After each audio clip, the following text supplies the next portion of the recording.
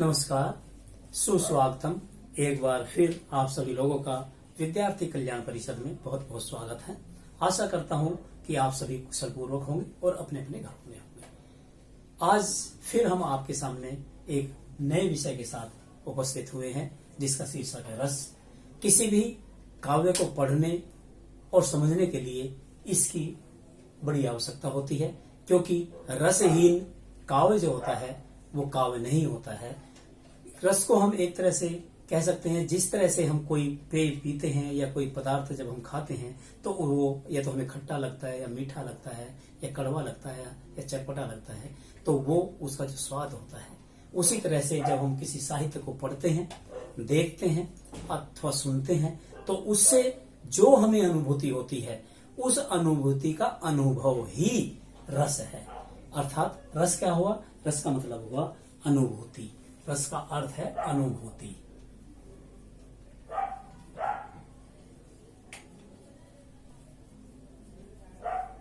अनुभूति अर्थात अनुभव।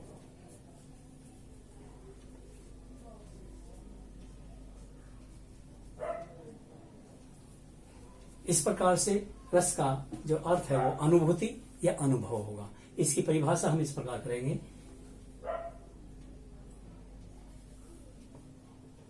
किसी काव्य को पढ़ने, सुनने अथवा देखने पर जो अनुभूति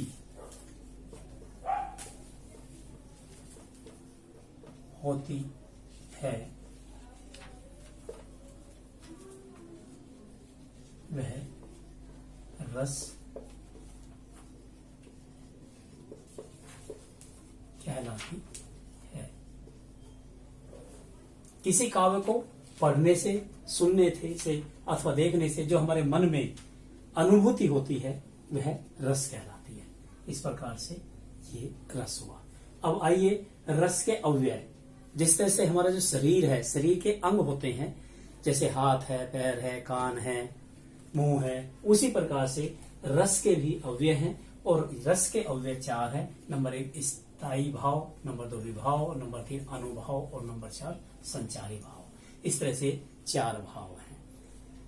पहले नंबर पे स्थायी भाव। स्थायी भाव क्या है? कुछ भाव जो होते हैं हमारे मन में। अब मैं यहां लिखता है नंबर 1 पे जो है स्थायी भाव। स्थायी भाव, कुछ भाव हमारे शरीर के अंदर स्थायी रूप से विद्यमान होते हैं, उन्हें स्थायी भाव कहते हैं। उनमें रति, उत्साह, हास, शोक, क्रोध, भय, घृणा, विस्मय, वैराग्य आदि आदि इस तरह से। लेकिन क्योंकि जो हमारे महानुभव हुए हैं, जो बड़े महान संत हुए हैं या व्याकरणाचार्य हुए हैं, उन्होंने रस के 9 स्थायी भाव बताए हैं। उनमें सबसे प्रमुख नाम आता है भरत मुनि जी का। भरत मुनि जी ने बताया है रति, उत्साह, हास, शोक, क्रोध, भय, घृणा, विस्मय और वैराग्य। इस तरह से ये 9 भाव उन्होंने बताए हैं। लेकिन कुछ विद्वानों का मत है कि इसमें एक भाव और होता है जिसको कहते हैं वात्सल्य,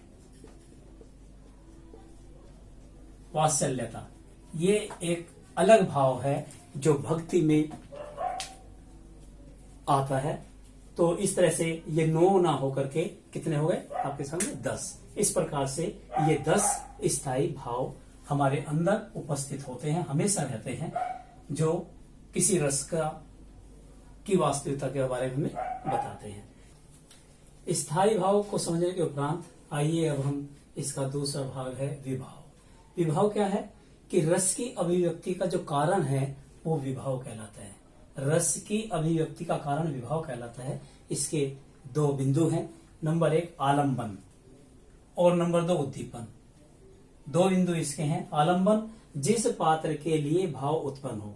आलंबन वो है जो किसी जो पात्र है उसके लिए जो भाव उत्पन्न होते हैं वो आलंबन है। और उद्दीपन स्थायी भाव को उद्दीप्त करने वाला, जो स्थायी भाव को उद्दीप्त करने वाला हो वो उद्दीपन कहलाता है। इस प्रकार से विभाव में जो रस की अभिव्यक्ति का कारण, उसका एक आलंबन और दूसरा उद्दीपन। तीसरे नंबर पे अनुभव आता है। अनुभव क्या है?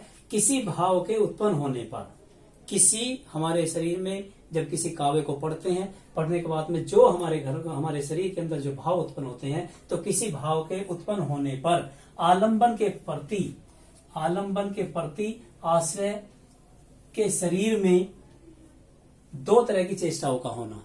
अब दो तरह की चेष्टाएं कौन कौन सी है? एक सात्विक और दूसरी कायिक। तो कैसे? इसकी परिभाषा इस तरह से है कि किसी का भाव के उत्पन्न होने पर आलंबन के प्रति आश्रय के शरीर में सात्विक अथवा कायिक चेष्टाओं का होना अनुभव कहलाता है। अब ये सात्विक और कायिक चेष्टा कौन सी होती है? सात्विक चेष्टा वो होती है जो हमारे शरीर में प्राकृतिक होती है। प्राकृतिक कैसे?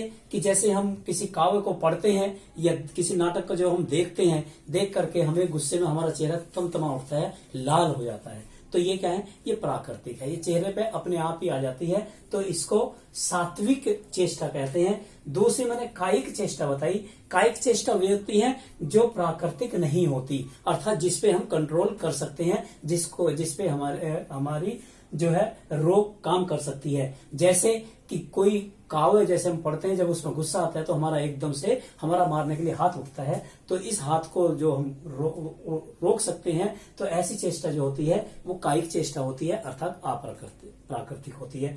अब इसका अंतिम बिंदु है संचारी भाव। संचारी भाव वे भाव होते हैं जो स्थिर नहीं होते, अर्थात ये समय समय पर बदलते रहते हैं। काव्य को पढ़ने की की दृष्टि से इनका शरीर में उत्पन्न होना और खत्म होना पाया जाता है। इस तरह से ये संचारी भाव कहलाता है। रस की परिभाषा और रस के अवयव के बारे में समझा।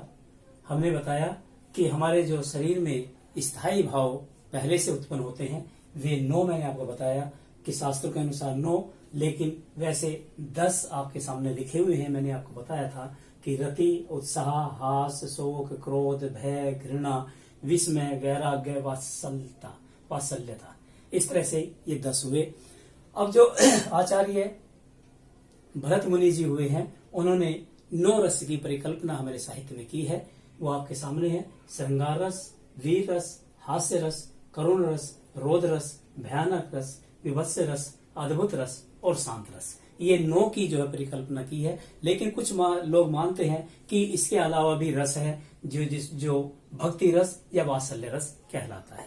तो इस प्रकार से जब ये 10 हमारे शरीर में उपस्थित 10 स्थायी भाव हुए, तो उसी प्रकार से रसों की संख्या भी 10 हुई। अब जैसे ये श्रृंगार रस है, श्रृंगार रस का स्थायी भाव रति है। दूसरा वीर रस मैंने आपको बताया, तो इसका स्थायी भाव उत्साह है। तीसरा हास्य रस है, हास्य रस का स्थायी भाव हास है। करुण रस का शोक, रोध रस का क्रोध, भयानक रस का भय, विभत्स रस का घृणा, अद्भुत रस का विस्मय, शांत रस का वैराग्य और भक्ति या वात्सल्य रस का वत्सल। ये भक्ति या वात्सल्य रस का वत्सल जो है स्थायी भाव है। इस प्रकार ये 10 रस और 10 रस के ये 10 स्थायी भाव हैं। अब हम जो पहला रस है उसको लेते हैं कि श्रृंगार रस होता क्या है। श्रृंगार रस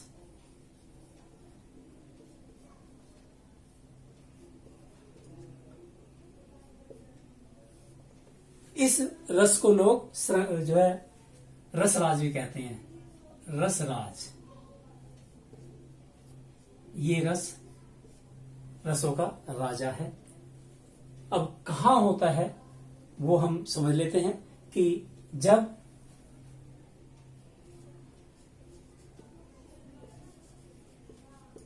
किसी काव्य में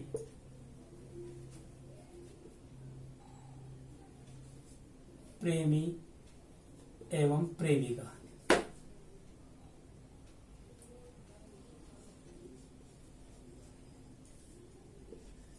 का, जब किसी काव्य में प्रेमी एवं प्रेमिका का मिलन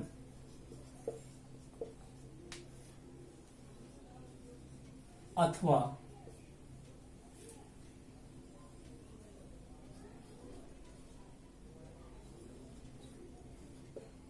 विछुड़न होता है तो वहां श्रृंगार रस होता है।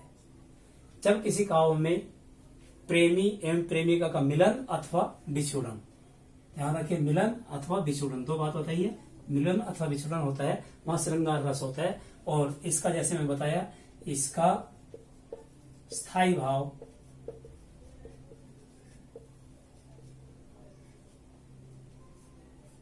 रति है।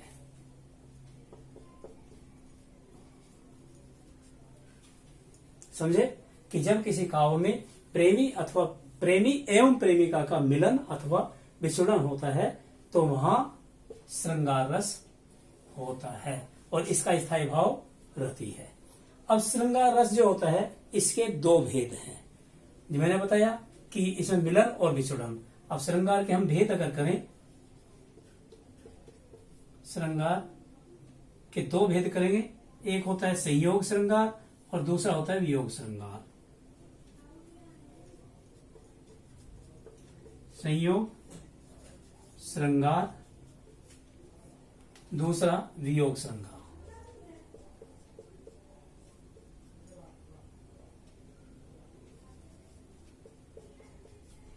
इस प्रकार से श्रृंगार के दो भेद हुए, एक श्रृंगार और एक वियोग। अब श्रृंगार जो संयोग श्रृंगार है वो कहाँ होता है?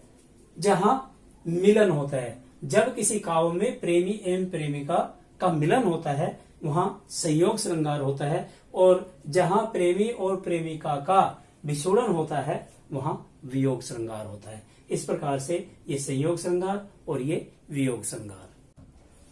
हाँ, अभी हमने श्रृंगार रस समझा और मैंने आपको अभी बताया कि ये श्रृंगार के दो भेद मैंने आपको बताए, एक संयोग श्रृंगार और दूसरा वियोग श्रृंगार। मैंने बताया अभी जब हमने परिभाषा की थी कि जब किसी काव्य में प्रेमी और प्रेमिका का मिलन होता है तो वो संयोग श्रृंगार कहलाता है, और जहाँ प्रेमी और प्रेमिका विछड़न होता है वो वियोग कहा जाता है। संयोग में एक उदाहरण के माध्यम से इसको समझते हैं कि संयोग श्रृंगार राम को रूप निहारत जान की कंगन के नग में परछाई, याति सबे सुधी भूली गई कर, टेकी रही पल टारत नाही। अर्थात जो जानकी है वो भगवान राम की सूरत को कंगन के नगों में निहार रही है। तो इस प्रकार से यहाँ पे एक तरह से प्रेमी और प्रेमिका का दोनों का मिलन हो रहा है, तो इस प्रकार से यहाँ संयोग श्रृंगार होगा। क्योंकि यहाँ प्रेमी और प्रेमिका दोनों मिले हुए हैं तो वहाँ संयोग श्रृंगार होगा। और मैंने जो बताया वियोग श्रृंगार में कि मन की मन ही मांझ रही, कही जाए कौन पे उद्धव नाहिन परत कही। यहाँ वियोग श्रृंगार इसलिए है क्योंकि गोपिकाएं जो है वो गोकुल में है, वृंदावन में है, और जो है भगवान श्री कृष्ण मथुरा चले गए हैं, तो वहां से अपने दूत को भेजते हैं, उद्धव को भेजते हैं, कहीं जाए कौन पे उद्धव को भेजते हैं कि अब श्री कृष्ण नहीं आएंगे। तो उस बात को लेकर के वे बड़ी दुखी होती हैं और वो अपने मन की बात कहती नहीं है, और वो ये कहती है मन की मन ही मांझ रही, कही जाए कौन पे उद्धव नाहिन परत कही। कि जो बात जो है प्रेमी और प्रेमिका जब मिलते हैं, जब आपस में बातें करते हैं तो अपने मन की सारी बातें कर लेते हैं। और यहाँ पे क्योंकि श्री कृष्ण जो प्रेमी हैं वो मथुरा गए हुए हैं, जो प्रेमिकाएं हैं वो ब्रज में है, तो इसलिए यहाँ पे वियोग श्रृंगार होगा। इस प्रकार से ये जो है श्रृंगार रस आपके सामने संपूर्ण हुआ। अगला जो आपके पास में रस है दूसरे नंबर पे वीर रस।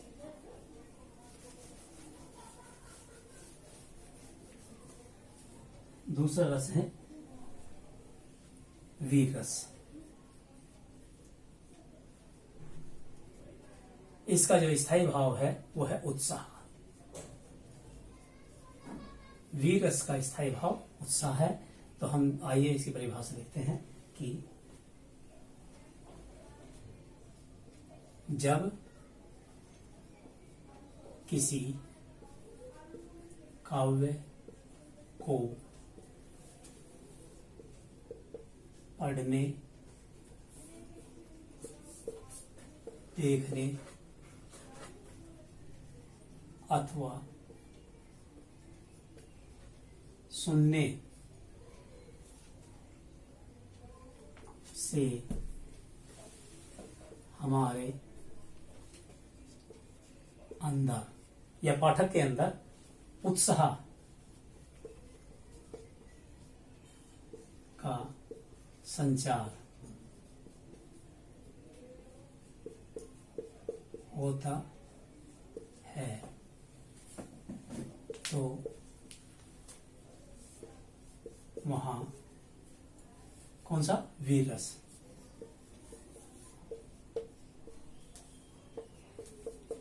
होता है। और इसका स्थायी भाव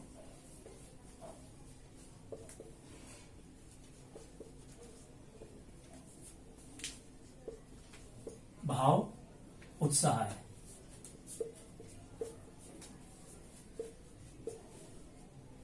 वीर रस का स्थायी भाव उत्साह है। जब किसी काव्य को पढ़ने, देखने अथवा सुनने से हमारे अंदर अर्थात पाठक के अंदर क्या उत्साह का संचार होता है तो वहां वीर रस होता है। उदाहरण के माध्यम से इसको समझते हैं। जैसे वीर रस की हमने बहुत सारी देशभक्ति कविताएं पढ़ी हैं, बहुत सारे गाने पढ़े हैं। तो मैं कहता हूं जैसे वीर तुम बढ़े चलो, धीर तुम बढ़े चलो। वीर तुम बढ़े चलो, धीर तुम बढ़े चलो। इस प्रकार से इन लाइनों को जब हम पढ़ते हैं तो हमारे मन में एक वीरता का आभास होता है, वीरता एक उत्साह हमारे मन में पैदा होता है। तो इस तरह की जो कविताएं हैं, जितनी भी देशभक्ति कविताएं हैं, वे ज्यादातर वीर रस से उत्प्रोत हैं। जैसे वो झांसी की रानी कविता 6th क्लास में आपने पढ़ी थी कि सिंहासन हिल उठे राजवंशों ने भ्रकुटी तानी थी, बूढ़े भारत में भी पेशे आई नई जवानी थी, गुमी हुई आजादी की कीमत हम सब ने पहचानी थी, चमक उठी सन 57 में वह तलवार पुरानी थी, बुंदेले हर बोलो के मुंह हमने सुनी कहानी थी, खूब लड़ी मर्दानी वह तो झांसी वाली रानी थी। इस तरह से जितनी भी कविताएं हैं, जैसे 10वीं क्लास में उत्साह पाठ है, बादल गरजो घन घोर घोर गगन ताराधर। इस तरह से जितनी भी कविताएं हैं उनमें सब में वीर रस है। इस प्रकार से हमारा ये दूसरा रस वीर रस संपूर्ण हुआ। श्रृंगार और वीर रस को समझने के उपरांत आइए हम तीसरा रस है हमारे सामने, हास्य रस। हास्य रस को हम इस प्रकार से लिख सकते हैं कि जब किसी काव्य को पढ़ने, सुनने अथवा देखने पर हंसी का भाव पाठक के मन में आए तो वहां हास्य रस होता है। वहां हास्य रस होता है। और इसका स्थायी भाव क्या है? इसका स्थायी भाव हास्य है। इसका स्थायी भाव हास्य है। जब हम कोई काव्य पढ़ते हैं, सुनते हैं अथवा देखते हैं, तो उसको पढ़ने से, सुनने से अथवा देखने से जो हमारे मन में जो भाव उत्पन्न होता है, हंसी का भाव उत्पन्न होता है, तो वहां हास्य रस होता है और इसका स्थायी भाव हास्य है। कैसे? जैसे ये आपके सामने उदाहरण है कि किसी कवि ने लिखा है कि लाला की लाली यूं बोली, लाला की लाली यूं बोली, सारा खाना ये चढ़ जाएंगे, जो बच्चे भूखे बैठे हैं क्या पंडित जी को खाएंगे। लाला की लाली यूं बोली, सारा खाना ये चढ़ जाएंगे, जो बच्चे भूखे बैठे हैं क्या पंडित जी को खाएंगे। अब दूसरा उदाहरण आपके सामने एक और है इस तरह से। मित्र बोले कि लाला तुम किस चक्की का आटा खाते हो, लाला तुम किस चक्की का आटा खाते हो, इस डेढ़ छटाक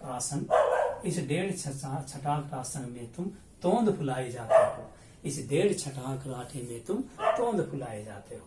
तो इस प्रकार से, इस तरह से जो काव्य लिखे हैं, और काव्य को पढ़ने से, सुनने से अथवा देखने से जब हमारे मन में हंसी का भाव आता है तो वो हास्य रस कहलाता है। सुरेंद्र शर्मा जी की बहुत सारी कविताएं आप लोगों ने सुनी होगी, वे हास्य परिपूर्ण, हास्य भरी हुई होती है। इस प्रकार की जो रचनाएं हैं उसमें हास्य रस होता है। इस प्रकार से ये हमारा तीसरा रस हास्य रस खत्म हुआ। अब ये चौथा रस करुण रस है। इसको इस प्रकार लिखेंगे, जब किसी काव्य को पढ़ने, देखने अथवा सुनने से पाठक के मन में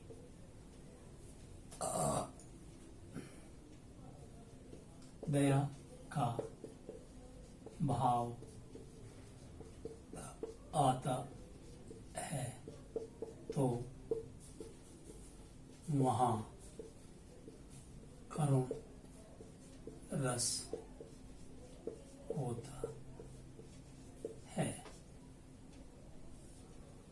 जब किसी काव्य को पढ़ने से, देखने से, सुनने से उसके मन में एक दया का भाव, करुणा का भाव जो आता है तो वहां करुण रस होता है। और इसका स्थायी भाव, इसका स्थायी भाव शोक है।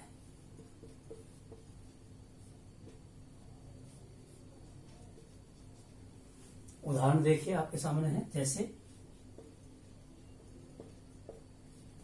हाँ सही न जाती मुझसे अब आज भूख की ज्वाला, हाँ सही न जाती मुझसे अब आज भूख की ज्वाला, कल से ही प्यास लगी है हो रहा हृदय मतवाला, सुनती हूँ तू राजा है मैं प्यारी बेटी तेरी, क्या दया न आती तुझको यह दशा देख कर मेरी।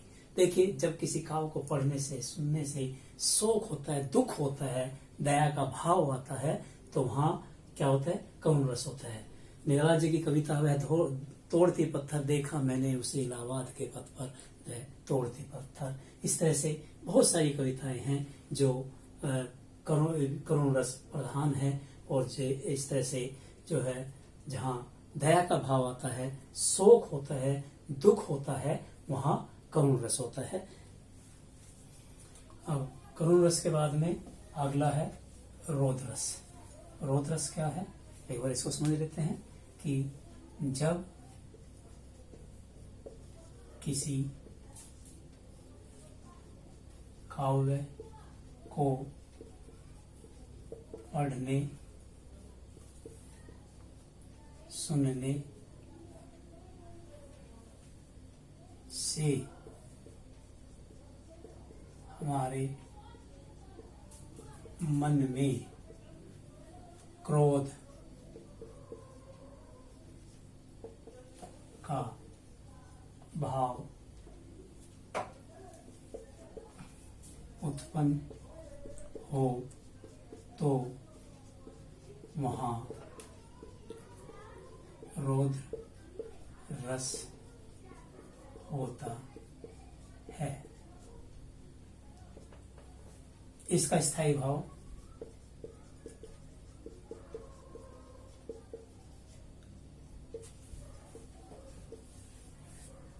क्रोध है।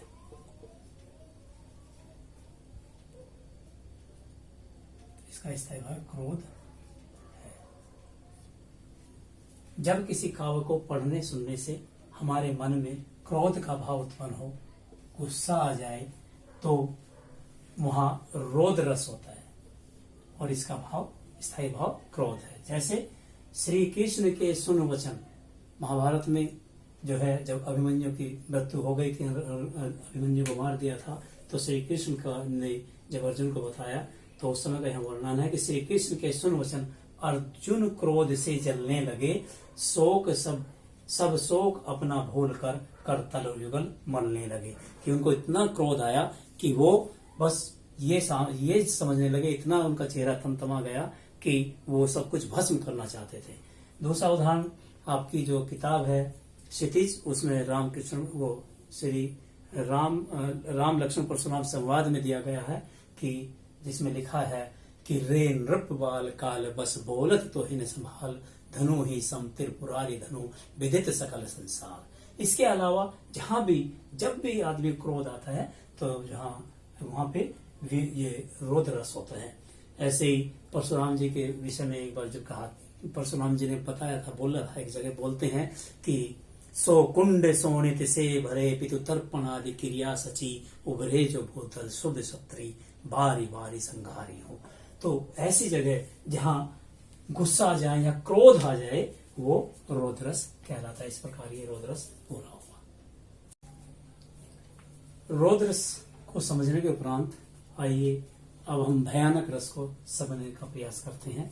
जब किसी दृश्य को देख करके हमारे मन में भय की अनुभूति हो, डर लगे, वहां भयानक रस होता है और इसका स्थायी भाव भय है।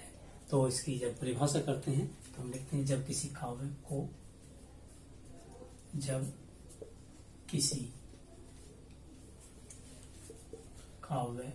को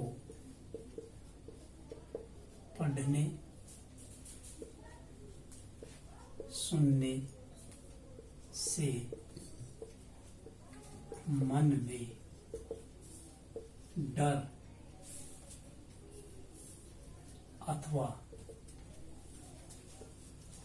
भय का संचार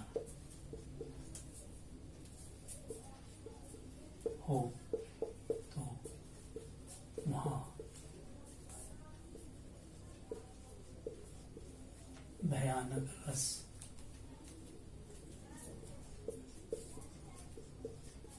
होता है। इसका स्थायी भाव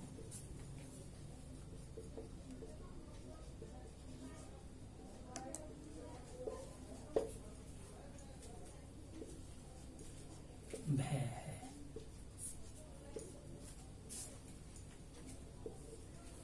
जब किसी काव्य को पढ़ने से सुनने से मन के अंदर डर उत्पन्न हो या भय का संचार हो तो वहां भयानक रस होता है। इसका स्थायी भाव भय है। अब उदाहरण देखिए इसका, जैसे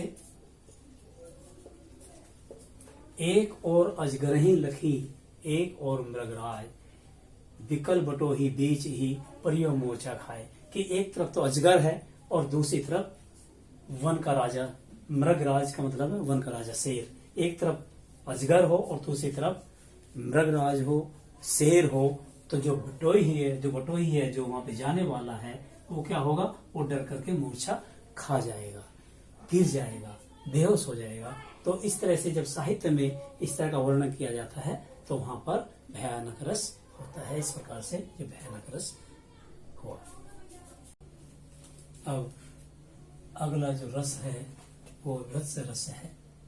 बड़ा भयानक रस है।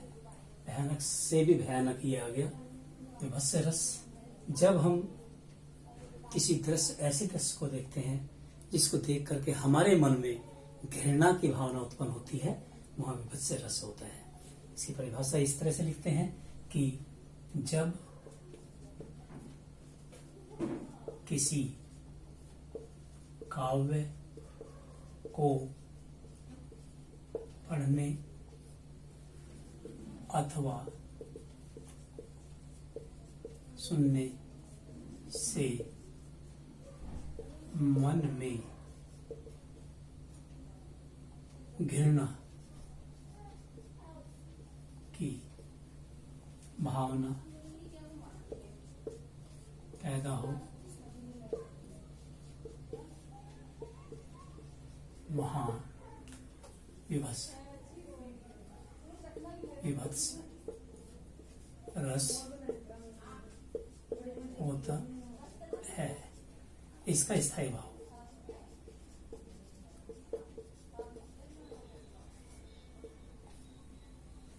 स्थायी भाव घृणा अथवा जुजुप्सा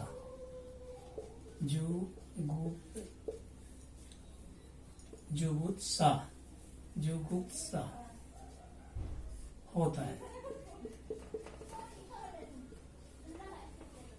किसी दृश्य को देख करके जब हमारे मन में घृणा की भावना पैदा हो तो वहां विभत्स रस होता है, या किसी काव्य को पढ़ने से अथवा सुनने से जब हमारे मन में घृणा की भावना आती है तो वहां भी विभत्स रस होता है।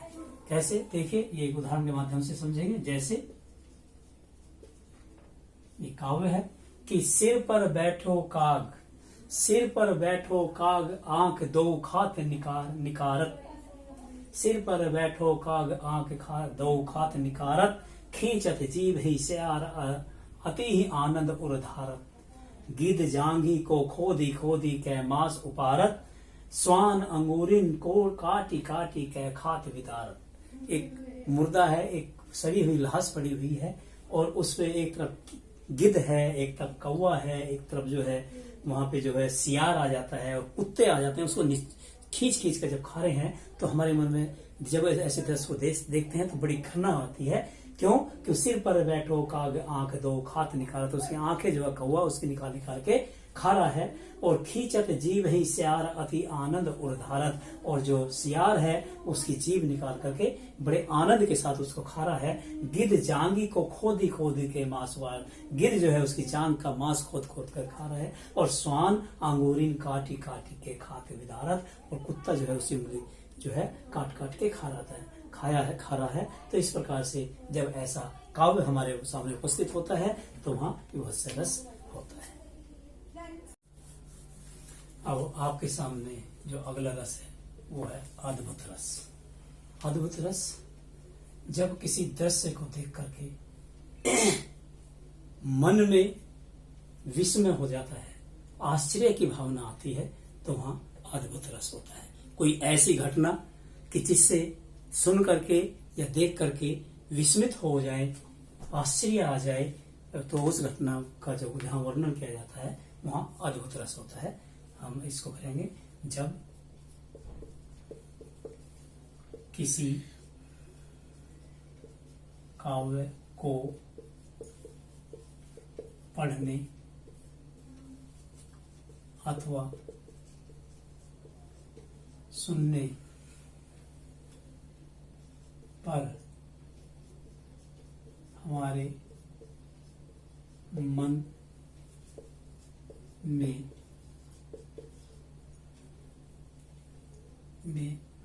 विस्मय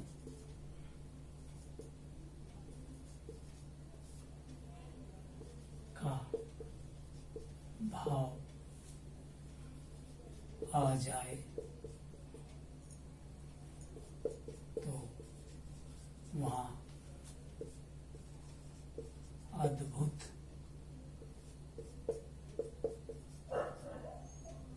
रस होता है। आश्चर्य हो जाए, विस्मय आ जाए, तो वहां अद्भुत रस होता है, और इसका स्थायी भाव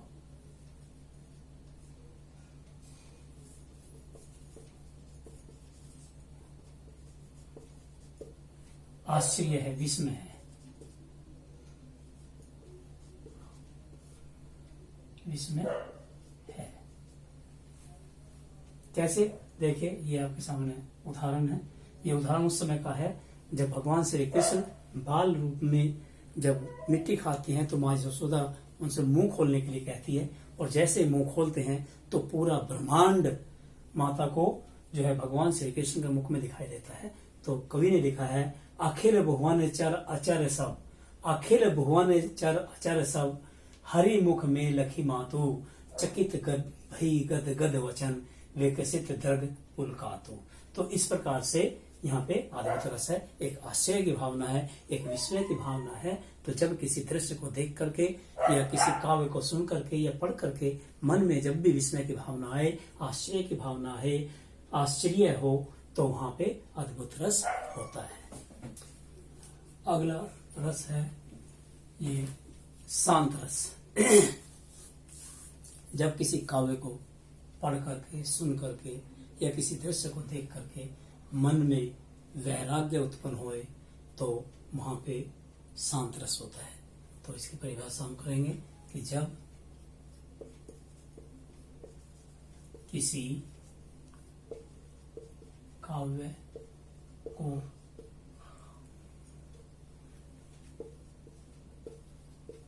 पढ़कर अथवा सुनकर मन में वैराग्य का भाव उत्पन्न हो, तो वहां शांत रस होता है।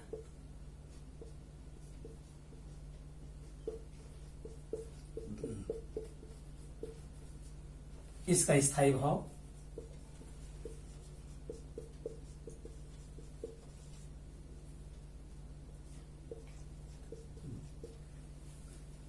सम वैराग्य या निर्वेद होता है। ये एक ही बात है, सम भी वही बात है, वैराग्य भी वही बात है, निर्वेद भी वही बात है। तो जब किसी काव्य को या किसी घटना को या किसी दृश्य को देख करके, पढ़ करके, सुन करके जो मन में वैराग्य की भावना पैदा होती है, तो वहां शांत रस होता है। उस रस को शांत रस कहते हैं और इसका स्थायी भाव सम वैराग्य या निर्वेद है, जो एक ही है। कुछ कई बार पेपर में पूछ लिया जाता है कि इसका स्थायी भाव, कई जगह सम लिखा होता है, कई बार वैराग्य लिखा होता है, कई बार। उदाहरण के माध्यम से इसको समझेंगे कि महू स्नेह संकोच सकोच बस सन्मुख कहीं न बैन दर्शन त्रस्ती न आजू लगी प्रेम प्यासे नैन। अर्थात ये उस समय का वर्णन है जब वो सीता माता भगवान से राम के सामने आती है, तो उस समय जो उनके मन में वैराग्य की भावना पैदा होती है, उनको देख करके सामने भगवान श्री राम है, लेकिन फिर भी वो उसके मन में संकोच है, देखने का संकोच है और बिल्कुल शांत स्वभाव है, शांत भाव वहां पे है। तो उसको देख करके, इसको जब हम पढ़ते हैं, इस दृश्य को जब हम देखते हैं, तो हमारे मन में एक शांति का भाव आता है, एक वैराग्य का भाव उत्पन्न होता है। तो इस प्रकार से यहाँ शांत रस है और इस प्रकार ये शांत रस होगा। इस प्रकार से हमने जो आचार्य भरत मुनि जी द्वारा बताए गए थे 9 रस, उनका अध्ययन किया।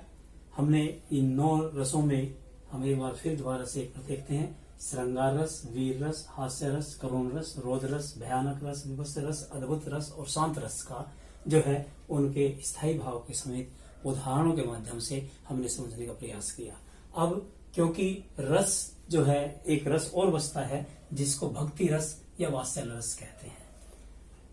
साहित्यकारों की नजरों में वैसे ये एक ही रस है, क्योंकि इसका स्थायी भाव एक है, वत्सल। वात्सल्यता जब हमारे मन में आती है तो वहां वात्सल्य रस होता है या भक्ति रस होता है।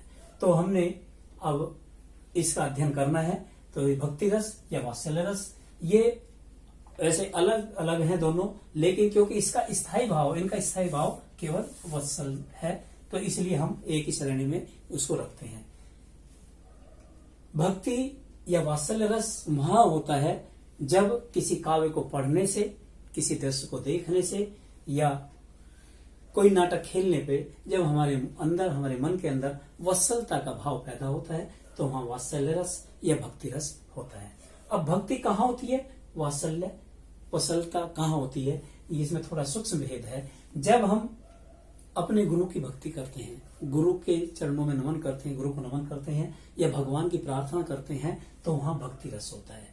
भगवान की प्रार्थना, गुरु की प्रार्थना जब हम करते हैं तो वहां भक्ति रस होता है। जैसे आपके सामने है, चरण कमल बंदो हरिराई, जाकी कृपा पंगु गिरि लांगे, अंधे को सब कुछ दर्शाई। कि जब जो है भगवान के चरणों में विनती की गई है कि चरण कमल बंदो हरिराई, भगवान के जो श्री चरण है वो कमल के समान है और उनकी कृपा से पंगु घिरी लांगे और अंधे को सब कुछ दिखाई देता है।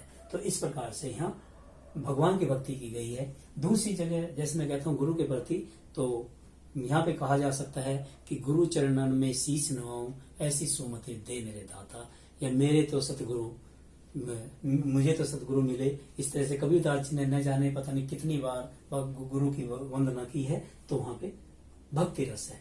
अब जहां पिता और पुत्री का जो प्रेम होता है या माता और बेटे का जो प्यार होता है, तो वहां वात्सल्य रस होता है। जैसे ये आपके सामने उदाहरण है, जसोदा हरि पालने झुलावे। जसोदा माता जो है हरि को, श्री कृष्ण को पालने में झुला रही है। जसोदा हरि पालने झुलावे, हलरावे दुलरावे मलहावे, जोई सोई कछु गावे। इस तरह से यहाँ जसोदा का और श्री कृष्ण का वर्णन किया गया है। दूसरी जगह अगर हम देखें, सूरदास जी ने लिखा है कि मैया मैं तो चंद खिलौना ले हो, जहियों लोटे धरनी पर अभी तेरी गोद में हो। यहाँ श्री कृष्ण जो है लेट जाते हैं मिट्टी में और एक हट करते हैं कि हे माँ, मुझे तो चंद्रलोकी खिलौना चाहिए।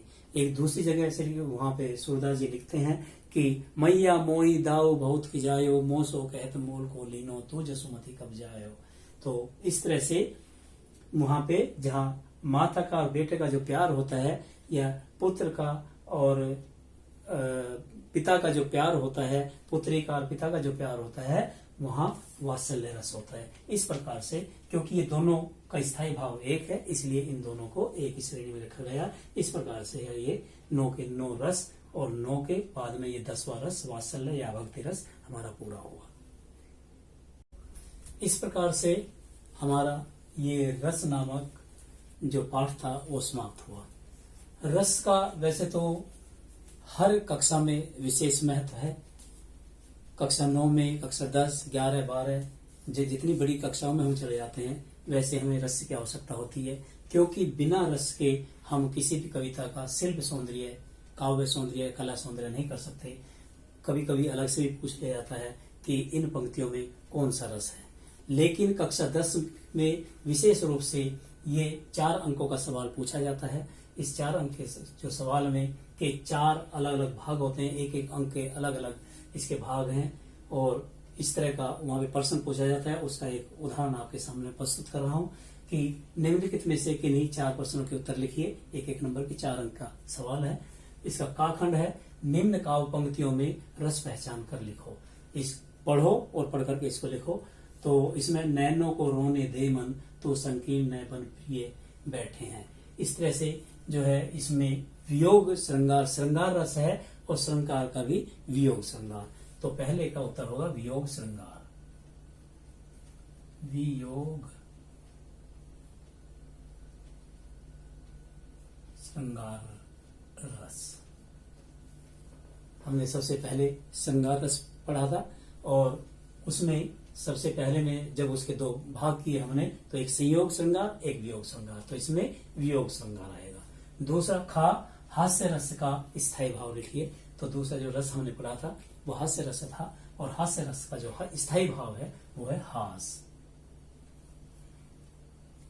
इसके स्थायी का भाव का नाम है हास। अब तीसरा है वात्सल्य रस का एक उदाहरण दो। जब हमने वात्सल्यता पढ़ी थी तो उसमें हमने बताया था कि 2 रस एक साथ जुड़े हुए, भक्ति रस और वात्सल्य रस। अगर हम भक्ति करते हैं तो वहां भक्ति रस हो जाता है, और जहां बेटे का माता के प्रति या माता का बेटे के प्रति जो प्यार होता है वो वात्सल्य रस में होता है। तो इसमें हम एक उदाहरण लिखते हैं कि मैया मैं तो चंद्र खिलौना ले हूं, मैया मैं तो चंद खिलौना ले हूँ। यहाँ माता के प्रति जो है भगवान श्री कृष्ण अपनी माता से हट करके कहते हैं कि हे माँ मुझे चंद्र खिलौना दे दो। अब इससे अगला जो है ये घा खंड है। स्थायी भाव से आप क्या समझते हैं? स्थायी भाव मैंने शुरुआत में ही मैंने आपको बताया था कि जो भाव हमारे मन में उपस्थित होते हैं उन्हें स्थायी भाव कहते हैं। तो हम लिख देते हैं जो भाव हमारे अंदर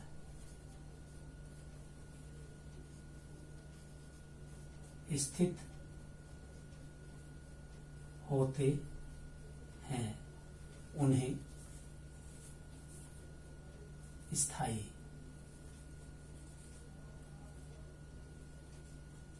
भाव कहते हैं। अब 9 रस हैं तो 9 स्थायी भाव हो गए और 10 हैं तो 10 हो गए। तो इस तरह से ये भाव जो हमारे अंदर प्राकृतिक रूप से जो विद्यमान होते हैं उन्हें स्थायी भाव कहते हैं। ये भी हुआ। अगला विभाव किसे कहते हैं? विभाव भाव के उत्पन्न होने का कारण, भाव को उत्पन्न होने का जो कारण है वो विभाव कहलाता है। भाव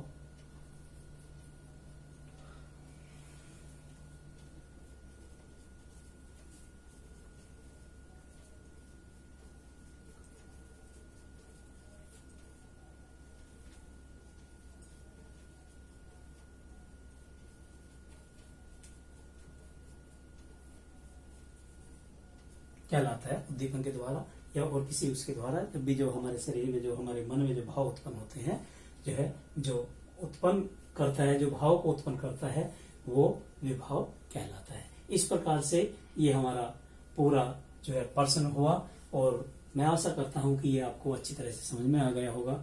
इसको और अच्छा करने के लिए हमें जब हम अपनी पुस्तक पढ़ेंगे, जब हम विभिन्न कविताएं पढ़ेंगे तो हम प्रत्येक लाइन को ध्यानपूर्वक पढ़ें और समझें कि इस लाइन में कहाँ पे कौन सा रस है और बार बार जो अभ्यास करने पे जो है हमें ये अच्छी तरह से हमें याद हो जाएंगे और हमारी समझ में आ जाएंगे। इस प्रकार से ये जो है शीर्षक रस नामक शीर्षक समाप्त हुआ।